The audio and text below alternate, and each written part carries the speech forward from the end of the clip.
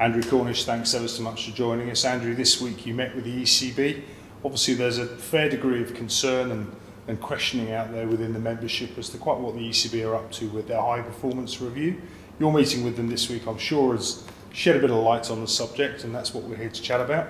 So first up, can you give us a quick intro to the process to this point and how we get to where we are now? Sure. Well, first thing to say is I had a lot of feedback already from members about this ECB review, which is actually what's called the high performance review. And I want to say how grateful we are to members for that feedback. It was interesting when the meeting, it was actually yesterday at the Oval, a collection of chairs from first class counties, directors of cricket and some chief executives, and obviously some ECB representatives, including Rob Key, which was really helpful.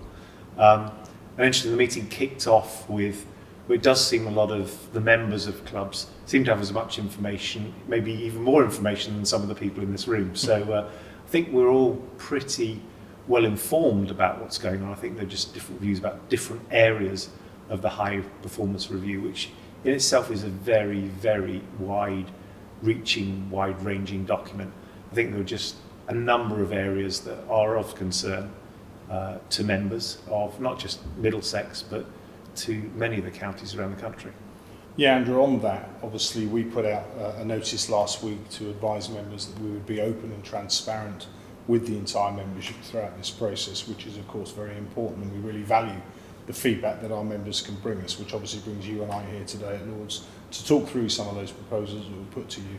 On top of that, we're obviously also hosting an online virtual forum next week, and we'll be sending out a survey to members. So you sat down with the ECB yesterday. I know there was an awful lot proposed.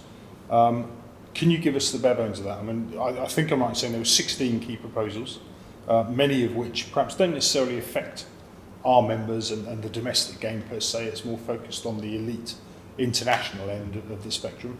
But what were your takings from that meeting yesterday? Okay, so the high performance review was born out of essentially England's rather poor performance in the Ashes last winter in Australia.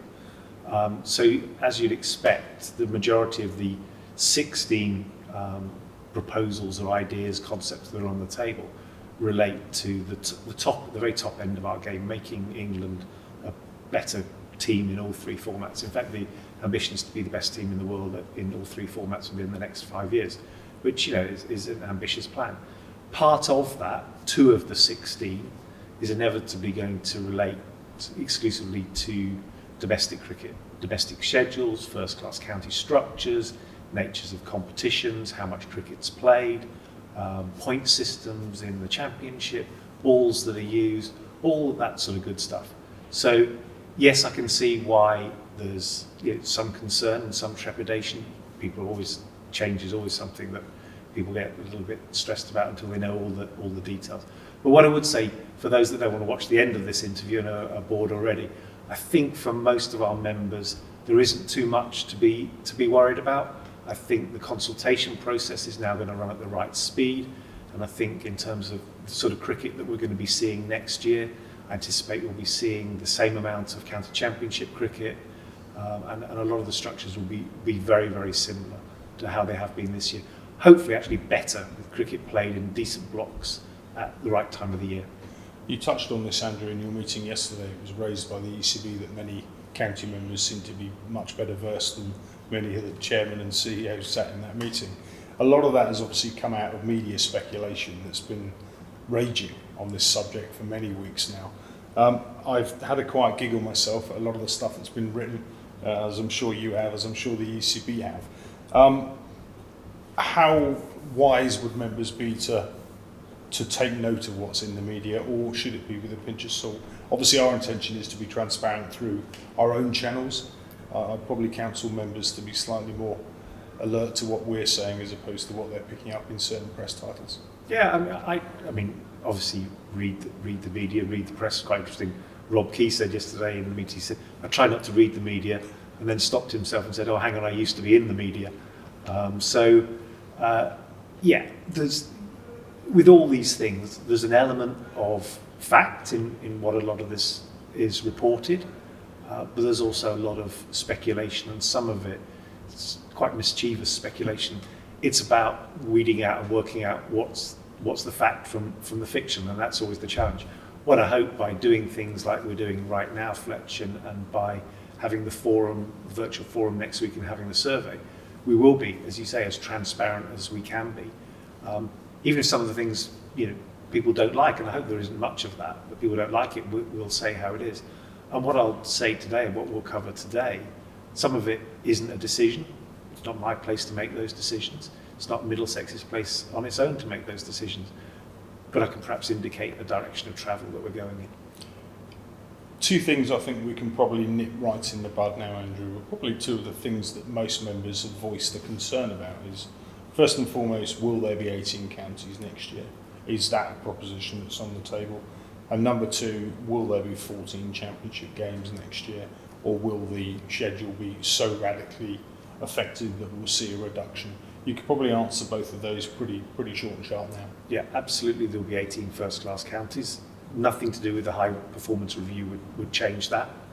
And in terms of 14 county championship games next year, yes, there'll be 14 county championship games next season. Good to hear. I know a lot of focus of your meeting yesterday was on more to do with the domestic structure as opposed to the scheduling, as opposed to the kind of formation as such of the county clubs. We're sat in a situation at the moment where Middlesex don't have a game of cricket for 19 days in the height of the summer. That straight away indicates that there's some pretty serious problems with the scheduling as it stands here and now. So what areas of discussion were brought up yesterday around how can the schedule be improved? Because clearly it needs looking at.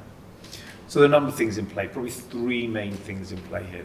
The overall amount of cricket that's played, the blocks that it's played in, and then the intensity of when it's played. So as you rightly say, I think the first 100 days of this season, I won't be exactly right on this, but the first 100 days of this summer, Middlesex played something like 75 days of the first 100 odd days.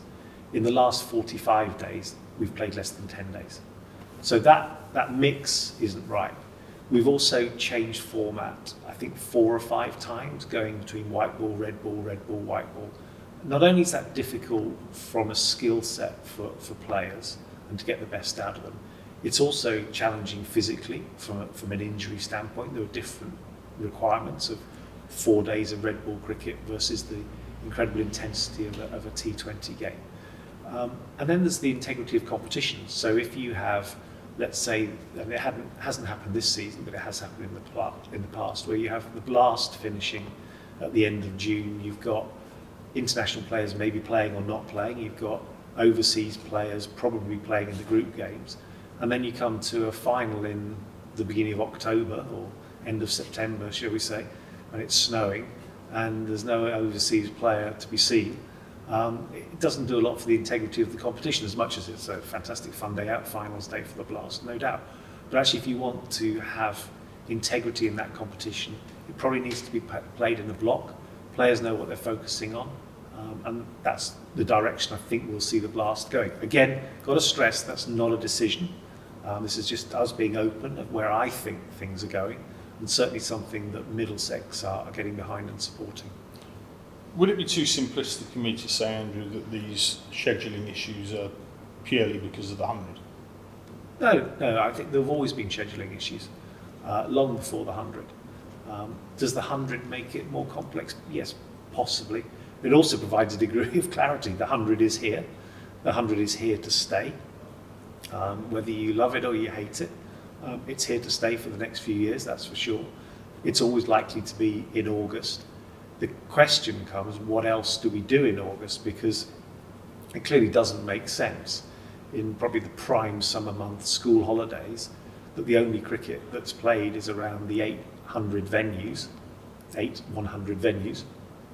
and there's very little cricket elsewhere, as you pointed out earlier. We won't play at Middlesex for 19 days. That doesn't feel right. No.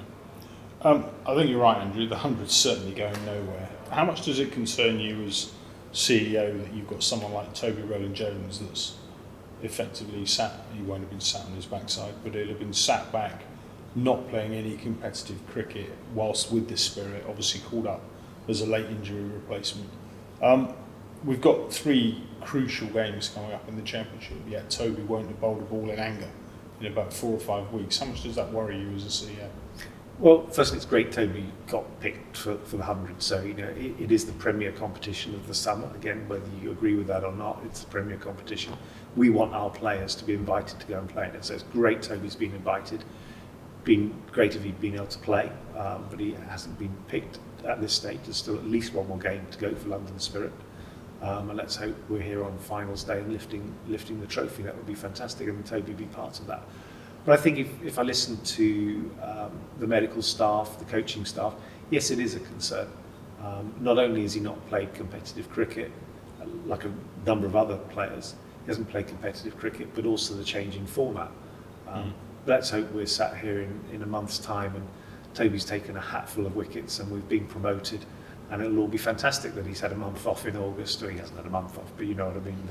He's had a month of not playing competitive cricket. We'll probably review that position and go, well, that's the best thing that could have happened. But the professional advice is it's not ideal. It's not ideal. So I think constructively moving forward, what we need to discuss is next season and the future seasons, when the 100's on, players that aren't actually playing, finding a way for them to be released back to their counties for 1 game, 2 games, whatever it is, but finding a system for that to happen. I think that would be an enormous step forward to making the 100 slightly more popular with a large swathe of county cricket followers who don't necessarily support the game in any guise at this stage. I think should players be able to be released, that would be an enormous step forward. Andrew, just want to, talking about the scheduling, obviously if things are moving around, one of the things mooted was that the 50 over competition would move to the kind of front end of the season. And I think that's been subject to quite a lot of discussion around how that changes. Could you enlighten us on the areas of discussion around that? Yeah, it's quite a challenging one actually, because when the 100 came along and it was said that the 50 over competition would sit underneath that, in other words, it's played during August, there were some mixed views. My instinct, and talking to members and getting their feedback, is they've actually quite enjoyed the 50 over competition, and certainly talking to other chief execs in other counties, and I've visited a couple of games, away games this year when we've been playing. Crowds have been really good, sort of crowds you want to see, loyal members, some young people there with parents, guardians, grandparents, really enjoying some cricket, watching younger players getting the chance to play in front of crowds, and there's some talent really started to emerge in a number of counties, including our own, which is great, but it's still, to some members, it's not good enough in terms of the cricket they want. So I think there's still quite a consideration being given to whether there's a way of playing county championship cricket in some way during August, and there's another number of alternatives there we much touch on. Yeah, that's probably a good time to move on actually into that topic. To my knowledge, and again this is largely based on what I've picked up in the media, having advised people not to take any notice of what they read in the media, 3 different proposals to my knowledge that have been thrown up. Number 1 is kind of a London Cup type affair where we play against Essex, Kent, Surrey, possibly Sussex, and it becomes regionalised to that extent, similar to what we're doing in the women's game. Another option was to make it kind of a regional competition, so the South East would play the South West, so we would team up with the likes of Surrey, Kent, Essex, etc., and form a regional franchise. Or the third option was that we stay as we are, that county championship cricket keeps its format as it is, but the schedule changes to allow for maybe 1 or 2 rounds of that championship to be played in August. I guess I could probably guess what your preferred option of those 3 would be, but how were they elaborated upon in the meeting? So there's a 1A and 1B in those options. The 1A might be to leave the 50 over competition where it is in August. I think that's unlikely. I think we're going to see a smaller 50 over competition. That's one of the things that gives in terms of having slightly less cricket. So there might be a bit more knockout in the 50 over and 1 or 2 less group games. That's all we're talking about. But it's a couple of days less cricket to enable us to play as much championship cricket as we want to when we want to. So the 1B in that is then to say, okay, find a way of playing some championship cricket in August. When these ideas were mooted, I personally had quite an open mind to it, but got some quite intense feedback from members quite quickly, which again, very appreciative of. And they were very, very clear that the Middlesex members want to see Middlesex teams play cricket. I think the words I heard many times, we don't want any more of these made-up teams, which it resonates with me. I get that. I totally get that. So we wouldn't be supportive of a north versus south, east versus west. We would be supportive of championship cricket in August, I think, or potentially something like a London Cup, where a Middlesex team playing a Surrey team, a Kent team, an Essex team, possibly even a Sussex team. So those would be the sort of options that I think are most likely to be going down to the final wire. Andrew, just kind of expanding more broadly, really, do you feel that the views of county members are going to be heard throughout this process? Or is this process largely for us to get the information we need from the ECB, consult with them, and then go to our members with our thoughts, with our findings? I think we've certainly made in the last couple of weeks, and very much down to our chairman, Mike O'Farrell, taking a lead with this, with the other county chairs and with the ECB, to make sure what was looking like quite an intense and perhaps inappropriately short consultation period being put to a more appropriate pace of consultation. I know we've done very well getting out to our members quickly. Our members communication group have reached out to their network and fed back to us very quickly. Again, we're very grateful for that. But this does need some consideration, because there aren't easy answers here. No. Everything has a consequence. So we might say, well, we're going to do this, but have we thought about that? We need to take some time over some of these things. So we've made sure that it's great that England want to have the best team in all three formats in the world in the next 5 years. And that's great, and that's very creditable. But we also want to have a proper, decent county cricket structure, because those England players all start playing county cricket. No one arrives at 17 years old, doesn't play any county cricket, and suddenly starts playing for England. So they only come through the county system. So we need to have a decent county system that develops the right cricketers at the right pace with the right skills and the right attitude. And actually, our members, who are in a big way funding that by their loyalty and their membership, are the ones that are going to make that happen. Without the members, we don't have the cricketers. Without the cricketers, we don't have the England team. So that bit isn't overly complex, and we just need to keep reminding people that want to just develop high-performance teams. Actually, you need to think about where this all begins, and it begins lower down the food chain in county cricket, in county age group performances, in schools cricket. Those things are very, very important, and so much of that is led by county membership. Do you think there's a danger of there being a bit of a disconnect from international cricket to domestic cricket? I mean, you're absolutely right. You can't have one without the other. They go hand in hand. They have to. So the views of county members and the views of the counties is absolutely paramount if England are going to get their wish of having the best side in the world in all three formats within 5 years. You literally can't have one without the other. Yeah, I think that's where the governance and the structure of cricket is pretty good, actually. So let's just remind ourselves that the 18 first-class counties plus the MCC, so the 19, essentially control the structure of domestic cricket. And if there's going to be any significant change in the structure, the formats, or the way those formats are played, then it requires a majority, in this case of the 18 first-class counties, a majority of those counties, specifically the chairman, that they generally represent the views of the counties and they represent the views of the members of those counties. It requires a majority, so 12, a two-thirds majority, so 12 of the 18 to be in favour of any change. Yeah. So we are reasonably secure that the membership of the counties, as long as counties engage with their members the right way, those voices do get heard. Good. I know, Andrew, in your meeting you came back with, you touched on a number of the points, the 16 points that were brought up for discussion. And there's some quite radical ideas in there, and I'd just perhaps like you to expand on a couple of those. One of them is the point system for county championship cricket, which has basically been thrown in there as a proposal for discussion or a discussion point to try and generate positive cricket and pushing sides to want to win as opposed to setting for draws. Can you expand on how that might work and what's being discussed there? Yeah, there are some proposals, some very early proposals on the point system. So to get cricket to be played the way they want it to be played, all the way up through into the international levels. I mean, quite frankly, right now the point system, if you've got a degree in nuclear physics, you've got half a chance of understanding it. But it is incredibly complex, and we reward first innings performances and not second innings performances, and you can have very, very dull draws, no interest in the game at all, but people get nearly as many points as they do for an absolutely stellar thrashing of another team. So I think evening that up and encouraging more positive cricket that seeks to gain results, I think would be very, very important.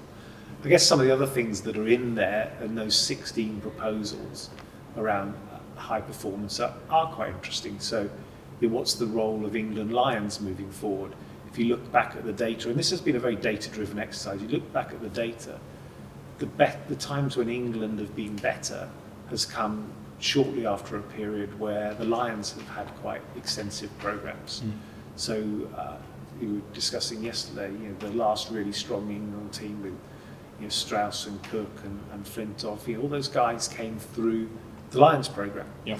What's the role of the under-19s program? So the young Lions, can that be beefed up and taken as a more important role? And then even going down to do we do more with an England under-17s program? You look at football with the under-17s just recently won the World Cup, didn't they?